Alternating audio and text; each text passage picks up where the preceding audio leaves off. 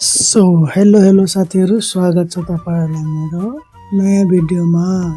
आज चाहिँ मेरो डे 2 हो है। यहाँ चाहिँ मैले काम लागेको भर्खर 2 दिन भएको छ हरियो होमस्टेमा। हेर्नु होला तपाईँहरूले हरियो होमस्टेको सुन्दर वातावरण र स्वच्छ हावापानी रहेको ठाउँमा हाम्रो होमस्टे छ है। यहाँ चाहिँ तपाईँहरूले आएर मजाले सुन्दर शान्त वातावरणमा बसेर आफूहरूले इन्जोय गर्न सक्नुहुनेछ है।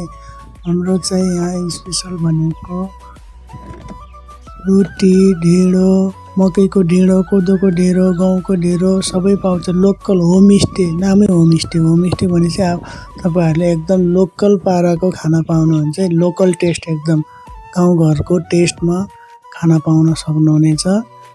तपाईहरुले भिजिट गर्न सक्नुहुनेछ हाम्रो हरियो होमस्टेमा। एकदम राम्रो वातावरणमा छ है।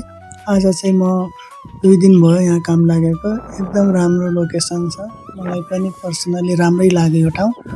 हो चाहिँ मैले यही ड्युटी गर्छु, कति दिन गर्छु के गर्छु थाहा छैन, गर्दै जाम कस्तो हुन्छ। एकदम राम्रो छ है ठाउँ चाहिँ, एकदम बवाल छ है। यो चाहिँ टप भ्यू हो, माथिको भ्यू हो। गेस्ट रुम पनि छ है, तपाईहरु आएर बस्न पनि सक्नुहुन्छ। अहिले चाहिँ म झाडु हान्दैछु। आजको मेरो भ्लग यति नै।